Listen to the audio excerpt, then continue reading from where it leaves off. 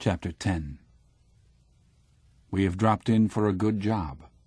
8 of us have to guard a village that has been abandoned because it is being shelled too heavily. In particular, we have to watch the supply dump, as that is not empty yet. We are supposed to provision ourselves from the same store. We are just the right people for that. Kat, Albert, Müller, Chaden, Datering, our whole gang is there. Haye is dead, though. But we are mighty lucky all the same. All the other squads have had more casualties than we have. We select as a dugout a reinforced concrete cellar into which steps lead down from above. The entrance is protected by a separate concrete wall. Now we develop an immense industry. This is an opportunity not only to stretch one's legs, but to stretch one's soul also. We make the best use of such opportunities. The war is too desperate to allow us to be sentimental for long. That is only possible so long as things are not going too badly. After all, we cannot afford to be anything but matter-of-fact. So matter-of-fact, indeed, that I often shudder when a thought from the days before the war comes momentarily into my head. But it does not stay long. We have to take things as lightly as we can, so we make the most of every opportunity. And nonsense stands stark and immediate beside horror. It cannot be otherwise. That is how we hearten ourselves. So we zealously set to work to create an idyll of eating and sleeping, of course. The floor is first covered with mattresses which we haul in from the houses. Even a soldier behind likes to sit soft. Only in the middle of the floor is there any clear space. Then we furnish ourselves with blankets and eiderdowns, luxurious, soft affairs. There is plenty of everything to be had in the village. Albert and I find a mahogany bed which can be taken to pieces with a sky of blue silk and a lace coverlet. We sweat like monkeys moving it in. But a man cannot let a thing like that slip, and it would certainly be shot to pieces in a day or two. Kat and I do a little patrolling through the houses. In very short time we have collected a dozen eggs and 2 pounds of fairly fresh butter. Suddenly there is a crash in the drawing-room, and an iron stove hurtles through the wall past us and on, a yard from us, out through the wall behind. 2 holes. It comes from the house opposite, where a shell has just landed. "The swine," grimaces Kat, and we continue our search. All at once we prick up our ears, hurry across, and suddenly stand petrified. There, running up and down in a little sty, are 2 live, sucking pigs. We rub our eyes and look once again to make certain. Yes, they are still there. We seize hold of them, no doubt about it, 2 real young pigs. This will make a grand feed. About 20 yards from our dugout there is a small house that was used as an officer's billet. In the kitchen is an immense fireplace with 2 ranges, pots, pans, and kettles, everything, even to a stack of small chopped wood in an outhouse, a regular cook's paradise. 2 of our fellows have been out in the fields all the morning, hunting for potatoes, carrots, and green peas. We are quite uppish and sniff at the tin stuff in the supply dump. We want fresh vegetables. In the dining room there are already 2 heads of cauliflower. The sucking pigs are slaughtered. Kat sees to them. We want to make potato cakes to go with the roast, but we cannot find a grater for the potatoes. However, the difficulty is soon got over. With a nail we punch a lot of holes in a pot lid, and there we have a grater. 3 fellows put on thick gloves to protect their fingers against the grater, 2 others peel the potatoes, and the business gets going. Kat takes charge of the sucking pigs, the carrots, the peas, and the cauliflower. He even mixes a white sauce for the cauliflower. I fry the pancakes, 4 at a time. After 10 minutes I get the knack of tossing the pan so that the pancakes which are done on one side sail up, turn in the air, and are caught again as they come down. The sucking pigs are roasted whole. We all stand round them as before an altar.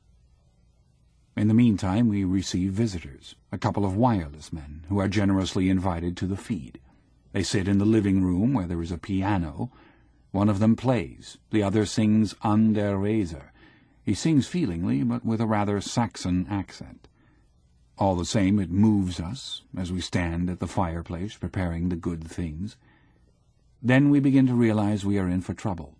The observation balloons have spotted the smoke from our chimney, and the shells start to drop on us. They are those damned spraying little daisy cutters that make only a small hole and scatter widely close to the ground. They keep dropping closer and closer all round us. Still, we cannot leave the grub in the lurch. A couple of splinters whiz through the top of the kitchen window. The roast is ready, but frying the pancakes is getting difficult. The explosions come so fast that the splinters strike again and again against the wall of the house and sweep in through the window. Whenever I hear a shell coming, I drop down on one knee with the pan and the pancakes and duck behind the wall of the window. Immediately afterwards I am up again and going on with the frying. The Saxon stops singing. A fragment has smashed the piano. At last everything is ready, and we organize the transport of it back to the dugout. After the next explosion, 2 men dash across the 50 yards to the dugout with the pots of vegetables. We see them disappear. The next shot. Everyone ducks, and then 2 more trot off, each with a big can of finest-grade coffee, and reach the dugout before the next explosion. Then Cat and Crop seize the masterpiece, the big dish with the brown roasted sucking pigs. A screech, a knee bend, and away they race over the 50 yards of open country. I stay to finish my last 4 pancakes. Twice I have to drop to the floor. After all, it means 4 pancakes more, and they are my favorite dish. Then I grab the plate with the great pile of cakes and squeeze myself behind the house door. A hiss, a crash, and I gallop off with the plate clamped against my chest with both hands. I'm almost in. There is a rising screech. I bound. I run like a deer, sweep round the wall. Fragments clatter against the concrete. I tumble down the cellar steps. My elbows are skinned, but I have not lost a single pancake, nor even upset the plate. At 2 o'clock we start the meal. It lasts till 6. We drink coffee until 6:30, officers' coffee from the supply dump, and smoke officers' cigars and cigarettes, also from the supply dump. Punctually at 6:30 we begin supper. At 10 o'clock we throw the bones of the sucking pigs outside the door. Then there is cognac and rum, also from the blessed supply dump, and once again long, fat cigars with belly bands. Tjaden says that it lacks only one thing: girls from an officer's brothel. Late in the evening we hear mewing. A little grey cat sits in the entrance. We entice it in and give it something to eat, and that wakes up our own appetites once more. Still chewing, we lie down to sleep. But the night is bad. We have eaten too much fat. Fresh baby pig is very griping to the bowels. There is an everlasting coming and going in the dugout. 2, 3 men with their pants down are always sitting about outside and cursing. I've been out 9 times myself. About 4 o'clock in the morning we reach a record. All 11 men, guards and visitors, are squatting outside. Burning houses stand out like torches against the night. Shells lumber across and crash down. Munition columns tear along the street. On one side the supply dump has been ripped open. In spite of all the flying fragments, the drivers of the munition columns pour in like a swarm of bees and pounce on the bread. We let them have their own way. If we said anything, it would only mean a good hiding for us. So we go differently about it. We explain that we are the guard, and so know our way about. We get hold of the tinned stuff and exchange it for things we are short of. What does it matter anyhow? In a while it will all be blown to pieces. For ourselves we take some chocolate from the depot and eat it in slabs. Cat says it is good for loose bowels. Almost a fortnight passes thus in eating, drinking, and roaming about. No one disturbs us. The village gradually vanishes under the shells, and we lead a charmed life. So long as any part of the supply dump still stands, we don't worry. We desire nothing better than to stay here till the end of the war. Tjaden has become so fastidious that he only half smokes his cigars. With his nose in the air he explains to us that he was brought up that way. And Cat is most cheerful. In the morning his first call is, "Emile, bring in the caviar and coffee." We put on extraordinary airs. Every man treats the other as his valet, bounces him, and gives him orders. "There is something itching under my foot. Krupp, my man, catch that louse at once," says Lear, poking out his leg at him like a ballet girl, and Albert drags him up the stairs by the foot. "Tjaden!" "What?" "Stand at ease, Tjaden. And what's more, don't say what. Say yes, sir, now." "Tjaden!" Tjaden retorts in the well-known phrase from Goethe's Götz von Berlichingen, with which he is always free. After 8 more days, we receive orders to go back. The palmy days are over. 2 big motor lorries take us away. They are stacked high with planks. Nevertheless, Albert and I erect on top our 4-poster bed, complete with blue silk canopy, mattress, and 2 lace coverlets, and behind it at the head is stowed a bag full of choicest edibles. We often dip into it, and the tough ham sausages, the tins of liver sausages, the conserves, the boxes of cigarettes rejoice our hearts. Each man has a bag to himself. Krupp and I have rescued 2 big red armchairs as well. They stand inside the bed, and we sprawl back in them as in a theatre box.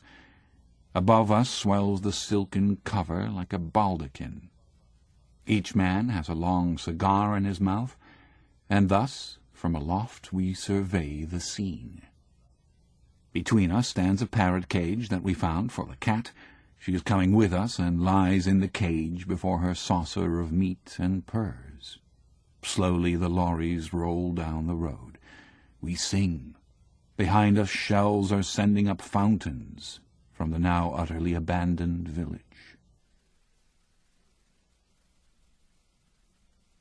A few days later we are sent to evacuate a village.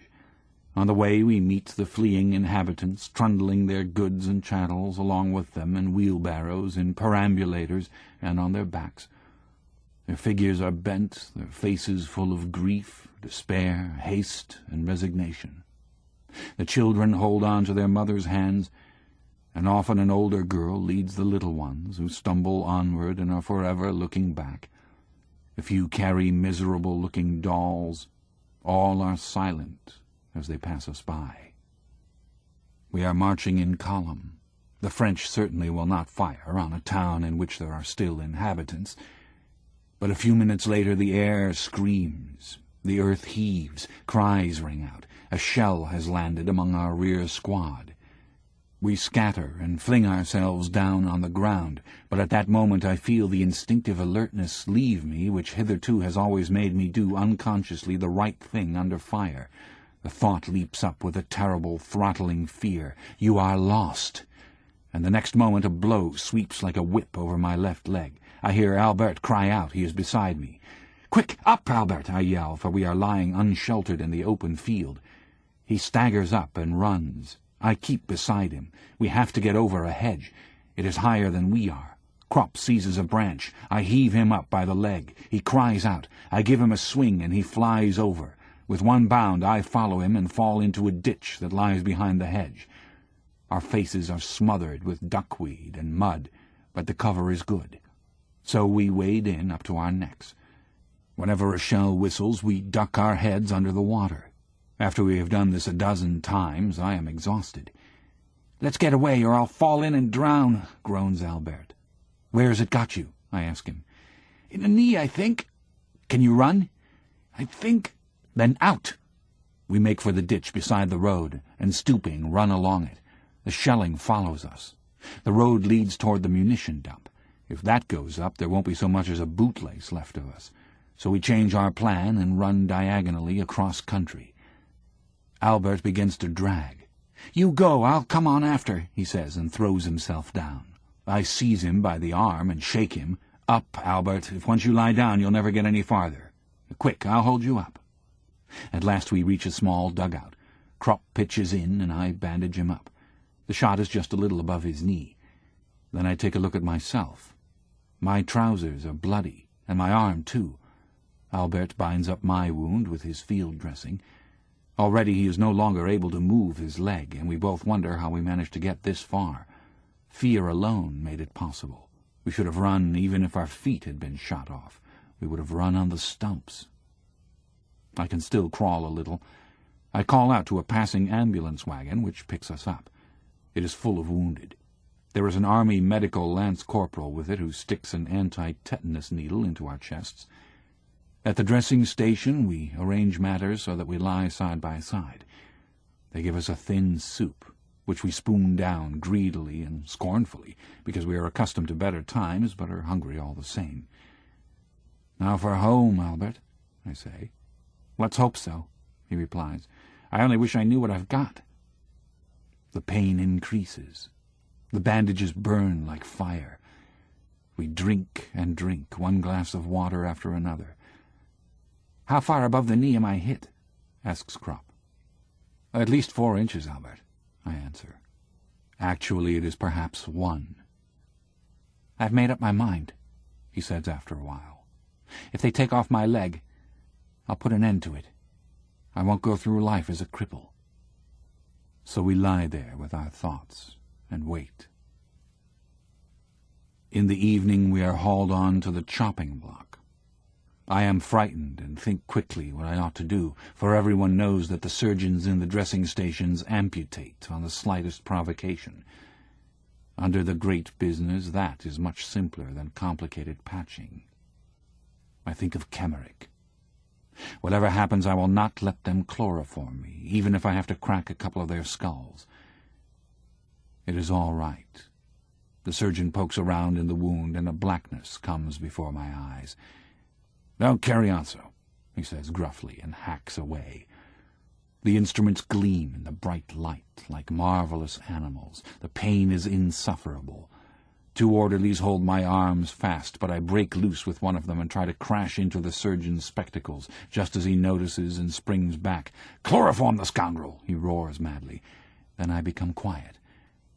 "Pardon me, Herr Doctor. I will keep still, but do not chloroform me." "Well, now," he cackles and takes up his instrument again. He is a fair fellow, not more than 30 years old, with scars and disgusting gold spectacles. Now I see that he is tormenting me. He is merely raking about in the wound and looking up surreptitiously at me over his glasses. My hands squeeze around the grips. I'll kick the bucket before he will get a squeak out of me. He has fished out a piece of shell and tosses it to me. Apparently he is pleased at my self-control, for he now sets my leg carefully in splints and says, "Tomorrow you'll be off home." Then I am put in plaster. When I am back again with Kropp, I tell him apparently a hospital train comes in tomorrow morning. "We must work the Army Medical Sergeant Major so that we can keep together, Albert." I manage to slip the Sergeant Major 2 of my cigars with belly bands and then tip the word to him.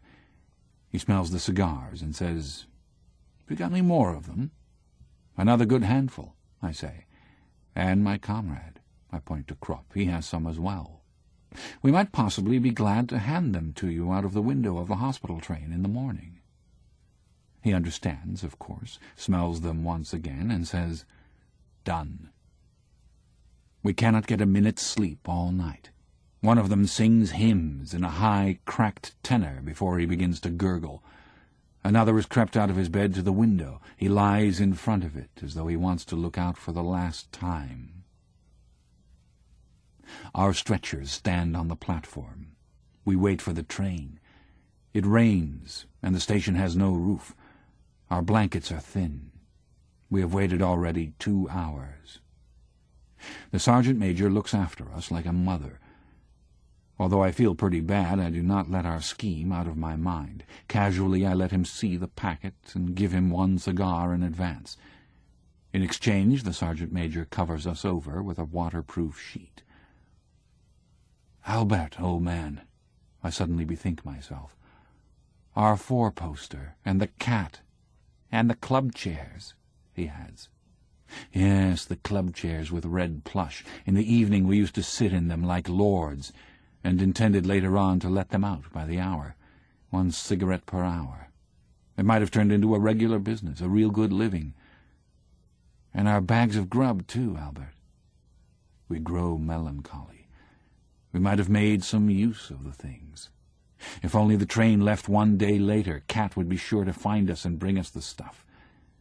What damned hard luck. In our bellies there is gruel, mean hospital stuff, and in our bags roast pork. But we are so weak that we cannot work up any more excitement about it. The stretchers are sopping wet by the time the train arrives in the morning. The sergeant major sees to it that we are put in the same car. There is a crowd of Red Cross nurses. Krupp is stowed in below. I am lifted up and told to get into the bed above him. "Good God!" I exclaim suddenly. "What is it?" asks the sister. I cast a glance at the bed. It is covered with clean, snow-white linen that even has got the marks of the iron still on it, and my shirt has gone 6 weeks without being washed and is terribly muddy. "Can't you get in by yourself?"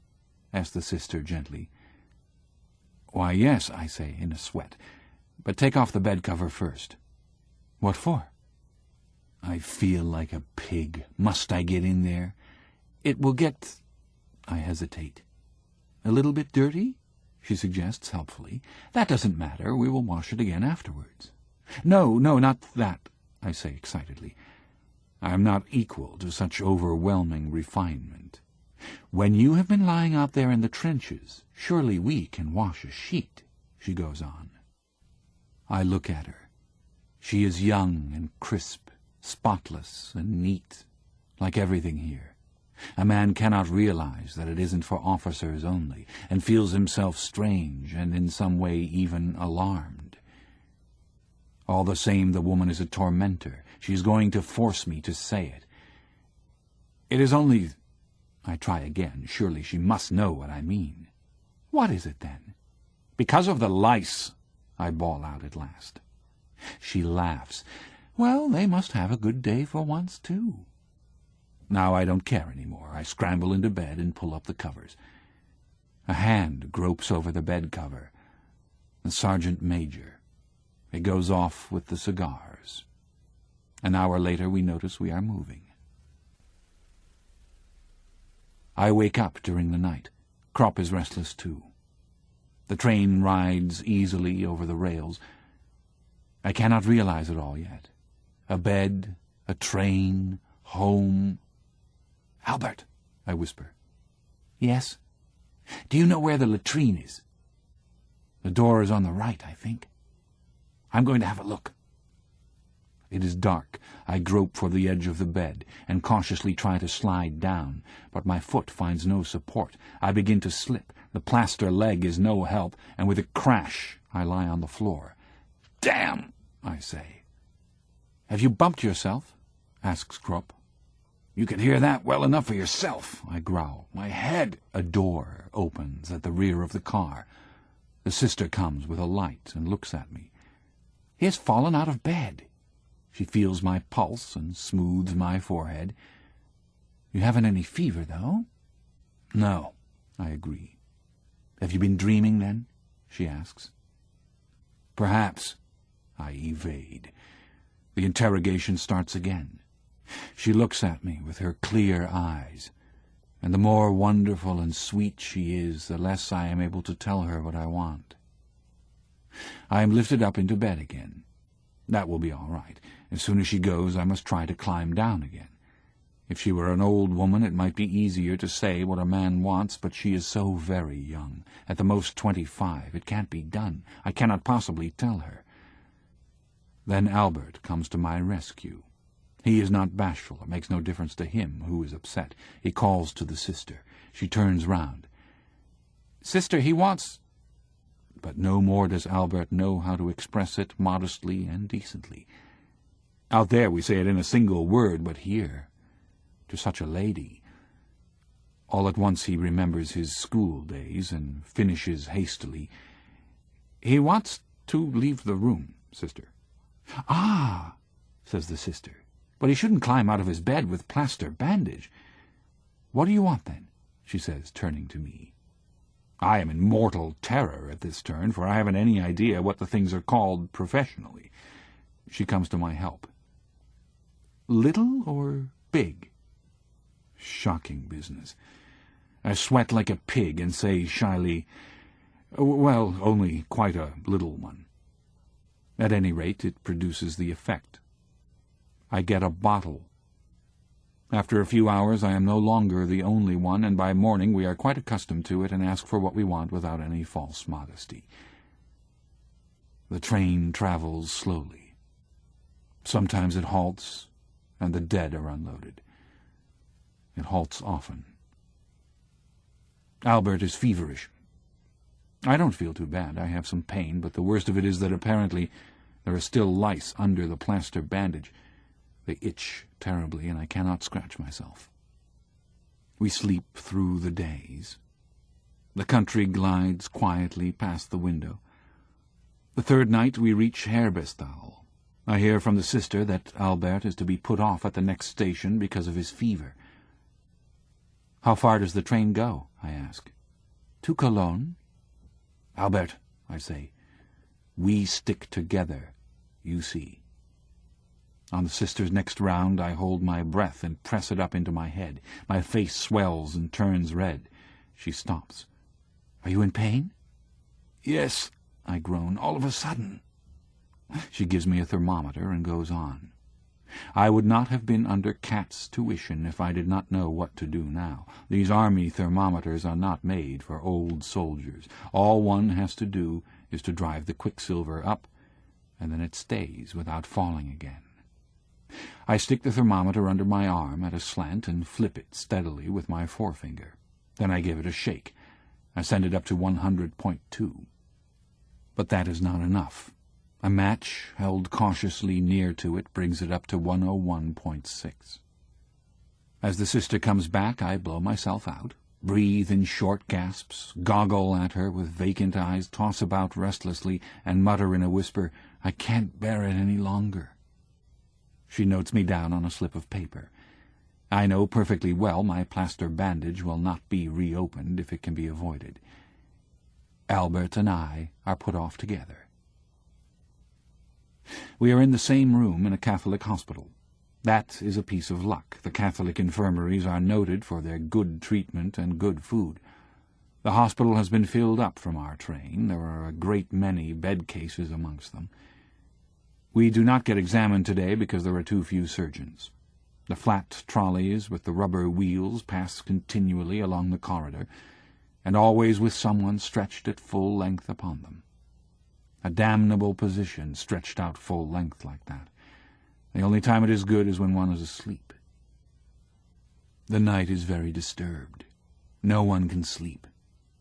Toward morning we doze a little. I wake up just as it grows light. The doors stand open, and I hear voices from the corridor. The others wake up too. One fellow, who has been there a couple of days already, explains it to us. Up here in the corridor every morning the sisters say prayers. They call it morning devotion, and so that you can get your share they leave the door open. No doubt it is well meant, but it gives us aches in our heads and bones. Such an absurdity, I say, just when a man dropped off to sleep. All the light cases are up here, that's why they do it here, he replies. Albert groans. I get furious and call out, "Be quiet out there!"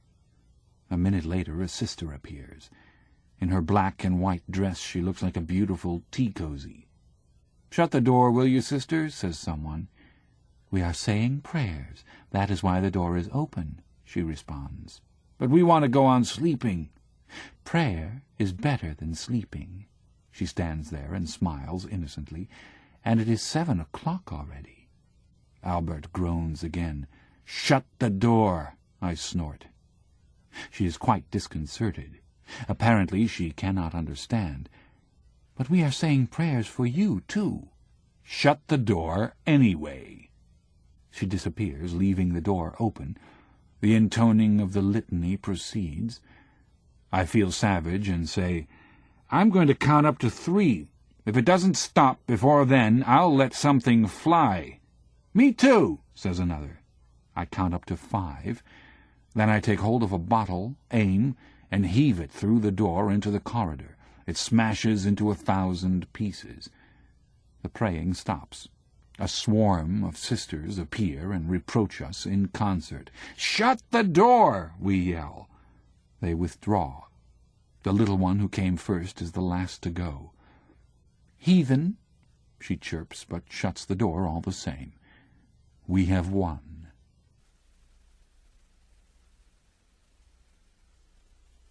At noon the hospital inspector arrives and abuses us. He threatens us with clink and all the rest of it. But a hospital inspector is just the same as a commissariat inspector or anyone else who wears a long sword and shoulder straps, but is really a clerk, and is never considered even by a recruit as a real officer. So we let him talk. What could they do to us anyway? "Who threw the bottle?" he asks. Before I can think whether I should report myself, someone says, "I did." A man with a bristling beard sits up. Everyone is excited. Why should he report himself? "You?" "Yes. I was annoyed because we were waked up unnecessarily and lost my senses, so that I did not know what I was doing." He talks like a book. "What is your name?" "Reinforcement Reservist Joseph Hammaker." The inspector departs. We are all curious. "But why did you say you did it? It wasn't you at all." He grins. "That doesn't matter. I have a shooting license." Then, of course, we all understand. Whoever has a shooting license can do just whatever he pleases. "Yes," he explains, "I got a crack in the head, and they presented me with a certificate to say that I was periodically not responsible for my actions. Ever since then I've had a grand time. No one dares to annoy me, and nobody does anything to me. I reported myself because the shot amused me. If they open the door again tomorrow, we will pitch another." We are overjoyed. With Joseph Hammaker in our midst, we can now risk anything. Then come the soundless flat trolleys to take us away. The bandages are stuck fast. We bellow like steers.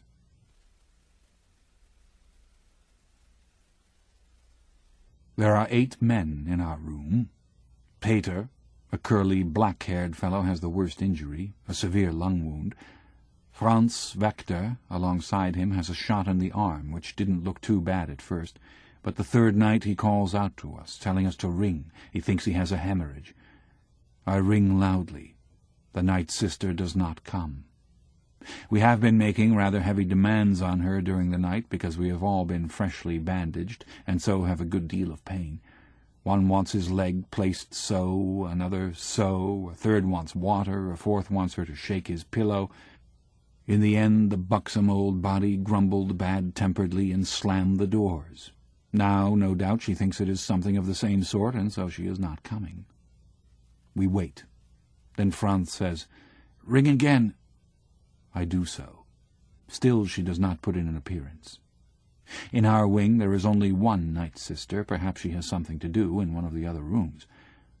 "Franz, are you quite sure you are bleeding?" I ask. "Otherwise we shall be getting cursed again." "The bandage is wet. Can't anybody make a light?" That cannot be done either. The switch is by the door, and none of us can stand up. I hold my thumb against the button of the bell till it becomes numb.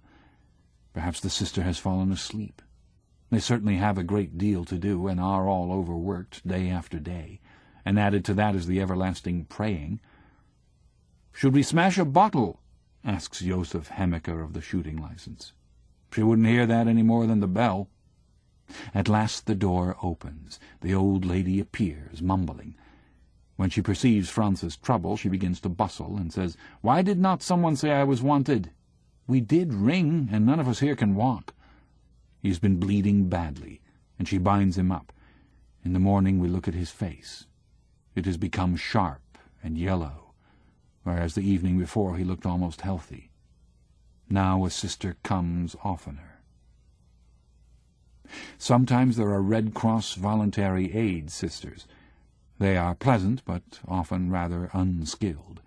They frequently give us pain when remaking our beds, and then are so frightened that they hurt us still more.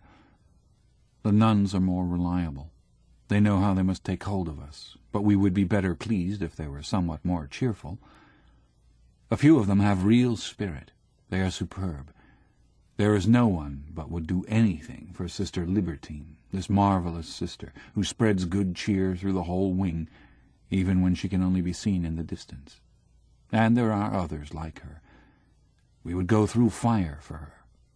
A man cannot really complain. Here he is treated by the nuns exactly like a civilian, and just to think of a garrison hospital gives one the creeps. Franz Wechter does not regain his strength. One day he is taken away and does not come back. Joseph Hammaker knows all about it. We shan't see him again. They've put him in the dead room. What do you mean, dead room? Asks Kropp. Well, dying room. What is that, then? A little room at the corner of the building. Whoever is about to kick the bucket is put in there. There are 2 beds in it. It is generally called the dying room. But what do they do that for? They don't have so much work to do afterwards. It's more convenient, too, because it lies right beside the lift to the mortuary. Perhaps they do it for the sake of the others also, so that no one in the ward dies in sympathy. And they can look after him better, too, if he's by himself. But what about him? Joseph shrugs his shoulders. Usually he doesn't take much notice anymore. Does everybody know about it, then? Anyone who has been here long enough knows, of course.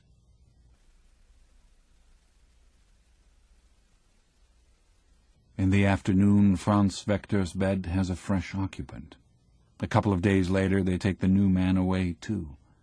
Joseph makes a significant glance. We see many come and go. Often relatives sit by the beds and weep, or talk softly and awkwardly.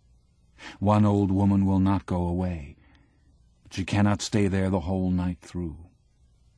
The next morning she comes very early, but not early enough, for when she goes up to the bed, someone else is in it already. She has to go to the mortuary.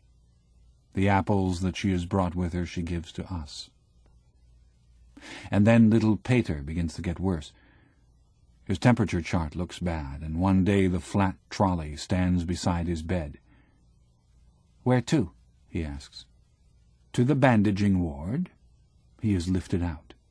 But the sister makes the mistake of removing his tunic from the hook and putting it on the trolley too, so that she should not have to make 2 journeys. Peter understands immediately and tries to roll off the trolley. "I'm stopping here." They push him back. He cries out feebly with his shattered lung, "I won't go to the dying room." "But we are going to the bandaging ward." "Then what do you want my tunic for?" He can speak no more. Hoarse, agitated, he whispers, "Stopping here." They do not answer, but wheel him out. At the door he tries to raise himself up. His black curly head sways. His eyes are full of tears. "I will come back again. I will come back again," he cries. The door shuts. We are all excited, but we say nothing. At last Joseph says, "Many a man has said that. Once a man is in there, he never comes through." I am operated on and vomit for 2 days. My bones will not grow together, so the surgeon's secretary says. Another fellow's have grown crooked. His are broken again. It is damnable. Among our new arrivals there are 2 young soldiers with flat feet. The chief surgeon discovers them on his rounds and is overjoyed. "We'll soon put that right," he tells them. "We'll just do a small operation, and then you will have perfectly sound feet. Enter them down, sister." As soon as he is gone, Joseph, who knows everything, warns them, "Don't you let him operate on you. That is a special scientific stunt of the old boy's. He goes absolutely crazy whenever he can get hold of anyone to do it on. He operates on you for flat feet, and there's no mistake. You don't have them anymore. You have club feet instead, and have to walk all the rest of your life on sticks." "What should a man do, then?" asks one of them. "Say no. You are here to be cured of your wound, not your flat feet. Did you have any trouble with them in the field? No, well, there you are. At present you can still walk, but if once the old boy gets you under the knife, you'll be cripples.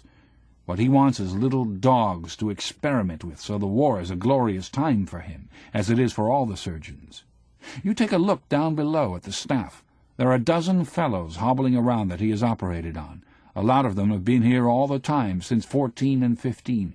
Not a single one of them can walk better than he could before, almost all of them worse, and most only with plaster legs. Every 6 months he catches them again and breaks their bones afresh, and every time is going to be the successful one. You take my word, he won't dare to do it if you say no." "Ah, man," says one of the 2 wearily, Better your feet than your brain box. There's no telling what you'll get if you go back out there again. They can do with me just as they please, so long as I get back home. Better to have a club foot than be dead. The other, a young fellow like ourselves, won't have it done. The next morning the old man has the two hauled up and lectures and jaws at them so long that in the end they consent. What else could they do? They are mere privates, and he is a big bug. They are brought back chloroformed and plastered. It is going badly with Albert. They have taken him and amputated his leg. The whole leg has been taken off from the thigh. Now he will hardly speak any more. Once he says he will shoot himself the first time he can get hold of his revolver again. A new convoy arrives. Our room gets 2 blind men. One of them is a very youthful musician. The sisters never have a knife with them when they feed him. He has already snatched one from a sister. But in spite of this caution, there is an incident. In the evening, while he is being fed, the sister is called away and leaves the plate with the fork on his table. He gropes for the fork, seizes it, and drives it with all his force against his heart. Then he snatches up a shoe and strikes with it against the handle as hard as he can. We call for help, and 3 men are necessary to take the fork away from him. The blunt prongs had already penetrated deep.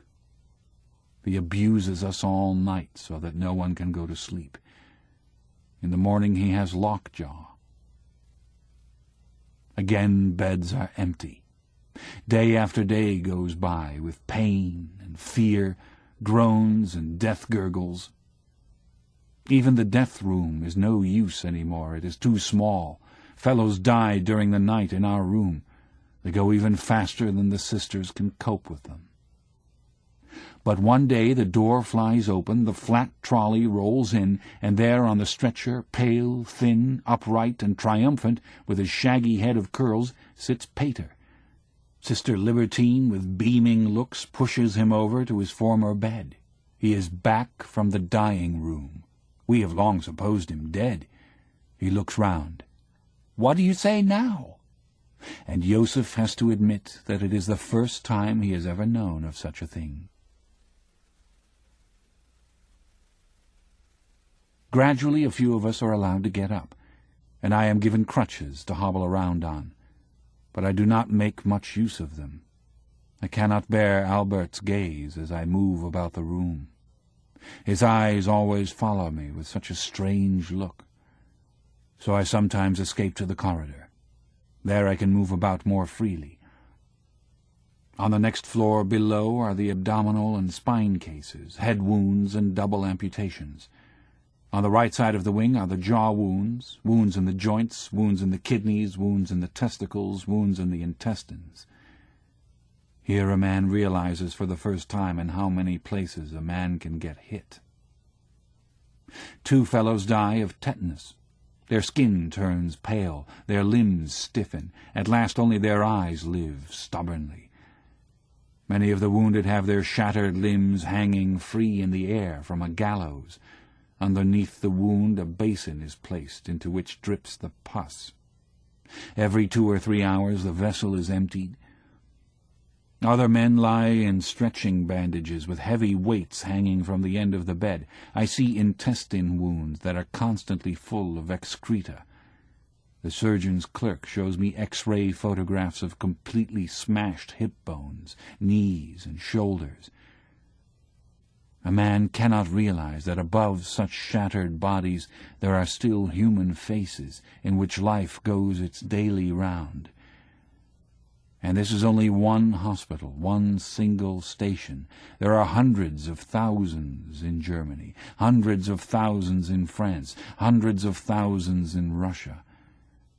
How senseless is everything that can ever be written, done, or thought when such things are possible. It must be all lies, and of no account when the culture of 1,000 years could not prevent this stream of blood being poured out, these torture chambers in their hundreds of thousands. A hospital alone shows what war is. I am young. I am 20 years old. Yet I know nothing of life but despair, death, fear, and fatuous superficiality cast over an abyss of sorrow. I see how peoples are set against one another, and in silence, unknowingly, foolishly, obediently, innocently slay one another. I see that the keenest brains of the world invent weapons and words to make it yet more refined and enduring. And all men of my age, here and over there, throughout the whole world, see these things. All my generation is experiencing these things with me. What would our fathers do if we suddenly stood up and came before them and proffered our account? What do they expect of us if a time ever comes when the war is over? Through the years our business has been killing. It was our first calling in life. Our knowledge of life is limited to death. What will happen afterwards? And what shall come out of us? The oldest man in our room is Lewandowski. He is 40, and has already lain 10 months in the hospital with a severe abdominal wound. Just in the last few weeks he has improved sufficiently to be able to hobble about doubled up. For some days past he has been in great excitement. His wife has written to him from the little home in Poland where she lives, telling him that she has saved up enough money to pay for the fare and is coming to see him. She is already on the way and may arrive any day. Lewandowski has lost his appetite. He even gives away red cabbage and sausage after he has had a couple of mouthfuls. He goes round the room perpetually with the letter. Everyone has already read it a dozen times. The postmarks have been examined heaven knows how often. The address is hardly legible any longer for spots of grease and thumb marks, and in the end what is sure to happen, happens. Lewandowski develops a fever and has to go back to bed. He has not seen his wife for 2 years. In the meantime she has given birth to a child, whom she is bringing with her. But something else occupies Lewandowski's thoughts.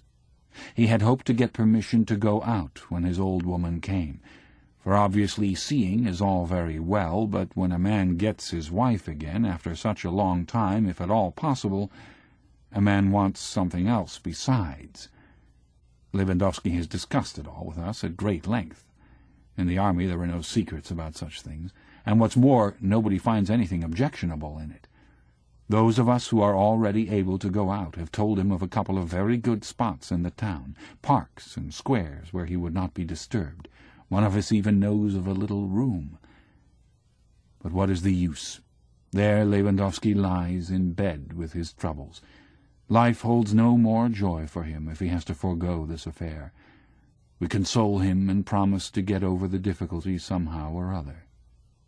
The next afternoon his wife appears, a tousled little woman with anxious, quick eyes like a bird, in a sort of black, crinkly mantilla with ribbons. Heaven knows where she inherited the thing.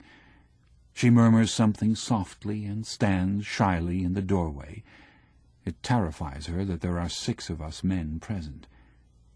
"Well, Maria," says Lewandowski, and gulps dangerously with his Adam's apple, "you can come in all right, they won't hurt you." She goes round and proffers each of us her hand. Then she produces the child, which in the interval has done something in its napkin. From a large handbag embroidered with beads she takes out a clean one and makes the child fresh and presentable. This dispels her first embarrassment, and the two begin to talk. Lewandowski is very fidgety. Every now and then he squints across at us most unhappily with his round goggle eyes. The time is favourable. The doctor's visit is over. At the most one of the sisters might come in. So one of us goes out to prospect. He comes back and nods. "Not a soul to be seen. Now's your chance, Johann. Set to." The two speak together in an undertone. The woman turns a little red and looks embarrassed. We grin good-naturedly and make pooh-poohing gestures. What does it matter? The devil take all conventions. They were made for other times. Here lies the carpenter Johann Lewandowski, a soldier shot to a cripple, and there is his wife, Who knows when he will see her again? He wants to have her, and he should have her good. 2 men stand at the door to forestall the sisters and keep them occupied if they chance to come along. They agree to stand guard for a quarter of an hour or thereabouts. Lewandowski can only lie on his side, so one of us props a couple of pillows against his side. Albert gets the child to hold. We all turn round a bit. The black mantilla disappears under the bedclothes. We make a great clatter and play scat noisily. All goes well. I hold a club solo with 4 jacks, which nearly goes the round. In the process we almost forget Lewandowski. After a while the child begins to squall, although Albert, in desperation, rocks it to and fro. There is a bit of creaking and rustling, and as we look up casually we see that the child has the bottle in its mouth and is back again with its mother. The business is over. We now feel ourselves like one big family. The woman is happy, and Lewandowski lies there sweating and beaming. He unpacks the embroidered handbag, and some good sausages come to light. Lewandowski takes up the knife with a flourish and saws the meat into slices. With a handsome gesture he waves toward us, and the little woman goes from one to another and smiles at us and hands round the sausage. She now looks quite handsome. We call her Mother. She is pleased and shakes up our pillows for us. After a few weeks I have to go each morning to the massage department. There my leg is harnessed up and made to move. The arm is healed long since. New convoys arrive from the line. The bandages are no longer made of cloth, but of white crepe paper. Rag bandages have become scarce at the front. Albert's stump heals well. The wound is almost closed. In a few weeks he should go off to an institute for artificial limbs. He continues not to talk much, and is much more solemn than formerly. He often breaks off in his speech and stares in front of him. If he were not here with us he would have shot himself long ago. But now he is over the worst of it, and he often looks on while we play scat. I get convalescent leave. My mother does not want to let me go away. She is feeble. It is all much worse than it was last time. Then I am recalled to my regiment, and return once more to the line. Parting from my friend Albert Kropp was very hard. But a man gets used to that sort of thing in the army.